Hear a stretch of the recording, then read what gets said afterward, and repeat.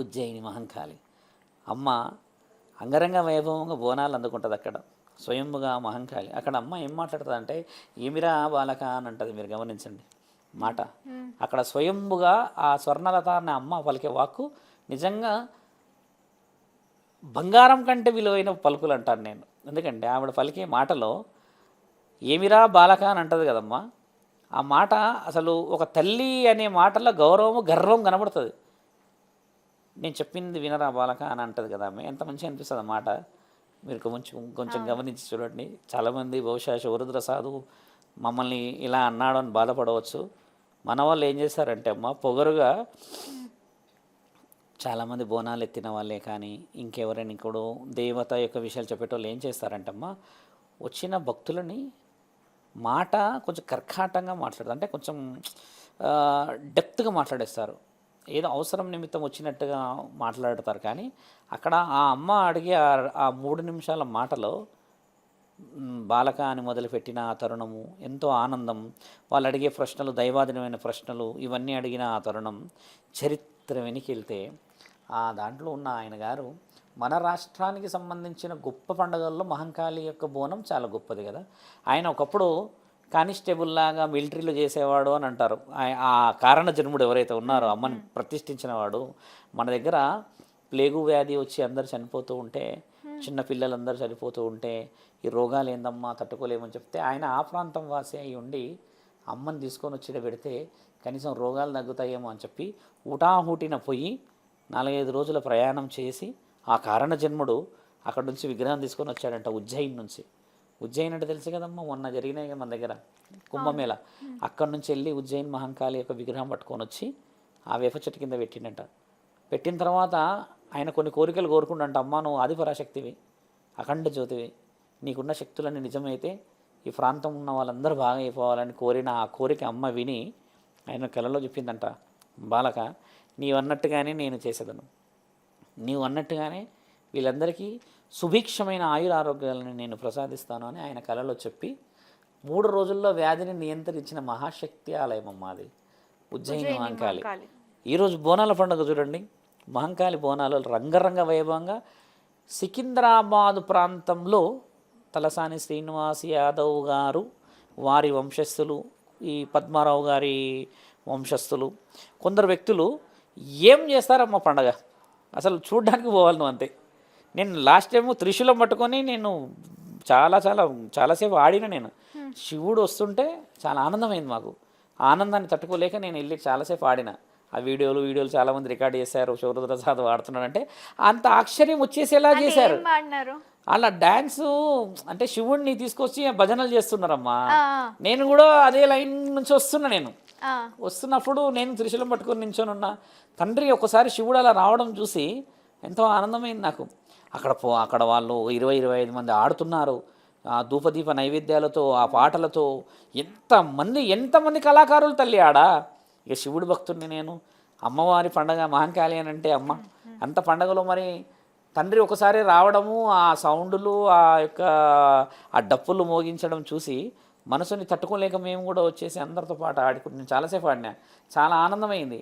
అంత సందర్భం తెస్తున్నారు ఈ తలసాని శ్రీనివాస్ యాదవ్ గారు, ఆ ఎమ్మెల్యే గారు, ఆ మిగతా ఎమ్మెల్యే గారులు అంటే అమ్మ వాళ్ళంతా కారణ జన్మలు. ఆ ఊరికి చేస్తారు ఆ పండగ. నువ్వు చూడు అసలు ఊరికి చేయరు వాళ్ళు, ఇన్వాల్వ్ అవుతారు అందులో. ఆ పండగల ఎంత గౌరవం అనిపిస్తుంది తెలుసా అమ్మ. అసలు ఒక్కోసారి సందర్భం ఏమనిపిస్తుంది అంటే ఇన్ని గొప్ప పండుగల మధ్యలో పుట్టినందుకు ఈ శరీరం ఎంత విలువైందో అనిపిస్తుంది. బై డిఫాల్ట్ సక్సెస్ సంపాదిస్తాం వాడికి తెలుసా అమ్మ. పోయి నిలబడాలి అంతే. ఆటోమేటిక్గా నేను తోసుకుపోతారు పైకి. ఇంత పుణ్యమైన పండుగలు బోనాల పండుగల్ని ఈరోజు ఇలా చేస్తున్నారు. బోనాల పండుగ నేను మళ్ళీ వస్తాను, ఆ లాస్ట్లో చెప్తాను ఎలా చేస్తున్నారో. ఇప్పుడు కారణ జన్ములు చేసే ఆ పండగలు ఎంతో వైవిధ్యమైనయమ్మా. నేను అనుకోని ఈ జన్మ పుణ్య ఫలితాలకు కాదు ఈరోజు ఆ రకమైన వైభవాలు, ఆ రకమైన ఏర్పాట్లు, ఆ రకమైన సంస్కృతి నియమాలు కారణ జన్ముల చేత ఉజ్జయిని మహంకాళి జాతర చూడడానికి బోనాలకే 6-7 గంటలు ఎత్తుకుంటారు మనుషులు. అంటే అమ్మ ప్రత్యేకత ఒకటి. మాకు చిన్ననాటి నుంచి ఇనే విషయం ఏంటంటమ్మా, బోనాల పండుగ ముందు ఘటం చాలా ముఖ్యమైనది. ఘటం అంటే చాలామంది ఏం చేస్తారంటే మన తెలుగులో సేరా అని ఘటం అంటారు. నేను చెప్పాను కదా గోల్కొండ విషయంలో. ఆ ఘటం ఏంటంటే అమ్మవారి విగ్రహాన్ని నెత్తి మీద పెట్టేసేసుకొని భిక్షాటనకి వెళ్తారు. భిక్షాటన కంటే ఇప్పుడు ఉదాహరణకి నేను పెద్ద మనిషిని అనుకో అమ్మ, ఒక ప్రాంతంలో నేనే ప్రత్యేకంగా బోనాలు చేయాలనుకుంటే నేనే భిక్షాటనకి వెళ్ళాలి. ఎందుకు వెళ్ళాలంటే ఊరందరి బోనమే కదా సమర్పణ చేయాల్సింది. ఊర్లో కొంచెం కుమ్మరోలు చేసినట్టుగా ఇక్కడ ఘటాలు చేస్తారు బాగా. వాళ్ళ వంతులు ఉంటాయి అమ్మవారిది. వాళ్ళు కూడా ఎలా చేస్తారంటే ఒక నోములాగా ఉంటుంది వాళ్ళది. ఎలా నోము పెడతారు చూడండి, బాగా గమనించాల్సిన విషయం. ఆదివారం పండగ కదమ్మా, శుక్రవారం కానీ బుధవారం కానీ వెళ్తారు వీళ్ళు జోగెతో. చాలామంది డప్పులతో వెళ్తారు, వైభవంగా గౌరవంగా గర్వంగా వెళ్తారమ్మా. వెళ్ళి శనివారం శుక్రవారం శనివారం వచ్చేసి నిద్ర చేపిస్తారు ఆ వస్తువులన్నింటినీ. ఆదివారం ఉదయం అందరు కలిసి బోనాలకు సంబంధించిన విషయ వివరణలు తీసుకొని వెళ్తారుగా. ఆదివారం సాయంత్రం వాళ్ళు యాటలు కోసుకుంటారు, ఏం చేసినా కూడా బోనాల పండగ ప్రత్యేకత ఏంటంటే అందరు కలిసి చేయాలనేదే ఈ యొక్క జోగ విలువ.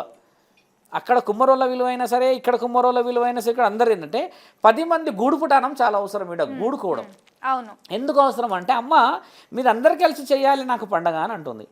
ఇక్కడ ఆయన భిక్షాటనకు వచ్చినా, ఆయన జోగ పెట్టుకొని వచ్చినా కూడా అమ్మ అందరిది స్వీకరిస్తుంది. కాబట్టి నేను అనేది ఏంటంటే అందరు కలిసి చేయాలి. మిగతా వాళ్ళ విషయాలు పక్కన పెడదాం, వేరే పండుగల విషయాలు పక్కన పెడదాం. ఒక కాలనీ ఉందమ్మా, ఒక కాలనీ నుంచి ఉదాహరణకు వాళ్ళు ఒక 5 మేకలో లేకపోతే 10 మేకలో అని డిసిజన్ తీసుకుంటే ఒక అసోసియేషన్ ఫామ్ అయ్యి చేసుకున్న పండగ వాతావరణం వేరే ఉంటుంది. అదే నీది నువ్వే తీసుకొని చేసే వాతావరణం వేరే ఉంటుంది. ఇక్కడ బోనాల పండగ అదే నేను ఎందుకు అడుగుతున్నా అంటమ్మా, ఈ బోనాల పండగ ప్రత్యేకత నెల రోజులు ఎంత వైవిధ్యముగా వైభవముగా ఉంటున్న దాంట్లో అందరం కలిసే ఒక తరుణం. మరి దేనికోసం చేస్తున్నావు పండగ? మళ్ళీ నీ రోగం పోవడానికి, నీ రోగ నిరోధక పోవడానికి. ఈ ఆషాఢ మాసం అంటే వర్షాలు వచ్చి రోగాలు వస్తాయి కాబట్టి అమ్మ పొలిమేరల నుంచి రాక్షసులని లోపలికి ఆత్మలని రానియకుండా ఉండడానికి పెట్టుకున్న పండగ. మరి అందరు కలిసి చేస్తేనే కదా అమ్మ ఆనందపడేది. ఆ విధమైన తరుణం ఏర్పడడానికని అందరు కలవాలనేది ఒక సాధువులాగా నా ఆలోచన. అలా రావడం చాలా ముఖ్యమైనది. అలా చేసిన తర్వాత సాయంత్రం భోజనాల కార్యక్రమాలు అన్నీ చేసి నెక్స్ట్ డే, కానీ ఆ నెక్స్ట్ డే నాకు తెలిసి సోమవారం రోజే అమ్మ ఈ అమ్మవారి యొక్క పలారం బండి తీసుకొస్తారు. ఫలారం బండి అంటే పలారంలోనే ఉన్న చూడండి, అంటే అందరికీ ఇచ్చేదే కదా ఫలం అంటే. ఫలాహారం అంటే మేకలను తీసుకొస్తారు, చేసేది. కానీ ఒకప్పుడు ఫలారం బండి ఎలా ఉండేదంటమ్మా, అమ్మవారిని ఇలా తీసుకొచ్చేవాళ్ళు. ఇలా అమ్మది ఊరేగింపు ఉంటుంది కదా, పల్లకిలో తీసుకొని వచ్చేవాళ్ళు. అలా వస్తూ రాను ఈ మేకలు పెట్టుకోవడం అలాంటివి జరిగింది. కానీ అది చూడడానికి రకరకాల వీధుల్లో నుంచి వాళ్ళ కోరికల నిమిత్తం పలారం బండిని తీసుకొని వస్తారమ్మ. రెండో రోజు, మూడో రోజు ఇంకా చేయాల్సిన మాంగళ్య కార్యక్రమాలు ఏముంటాయో, ఎవరైనా పసుపు కుంకుమలు ఇచ్చుకున్న వాళ్ళు, ఆడవాళ్ళు ఇంకేదైనా గాజులు వేసుకునే కార్యక్రమాలు ఉంటాయి. మొత్తంగా బోనాల పండుగ సికింద్రాబాద్ అని కాదు, ఏ ప్రాంతం అయినమ్మా 4 నుంచి 5 రోజులు జరుగుతుంది. అవును. ఇప్పుడు ఉజ్జయిని మహంకాళి విషయం ఏంటంటే ఒక వ్యాధి నిమిత్తం ఒక కారణ జన్ముడి ద్వారా ఉండడం చేత మీరు నమ్ముతారా, ఆ అమ్మ భవిష్యం అని చెప్తుంది కదా. ఏ రోజైతే ఆ విగ్రహాన్ని పెట్టిండో ఒక మహనీయుడు, వాళ్ళ వారసత్వంలోనే వస్తుంది ఆవిడ, వాళ్ళ వారసత్వంలోనే వస్తుంది. గమనించాల్సిన అవసరం ఉన్న విషయము. ఎవరైతే వాక్కు పలుకుతుందో ఆ అమ్మ భవిష్యం అని, ఆ అమ్మ ఇప్పుడు 3వ తరమో 4వ తరం కంటిన్యూ వాళ్ళ వంశమే వస్తుంది. ఇక్కడ అమ్మ కూడా వాళ్ళనే ఆ రోజు విగ్రహం పెట్టినందుకు, ఆ రోజు ఒక వ్యాధిని నిర్మూలించినందుకు, ఆ కారణంతోనే ఇంకా వాళ్ళనే పుట్టించుకుంటుంది. చూడండి, ఇలా బోనాల పండుగలో మహంకాళి దాకా వచ్చాం తల్లి.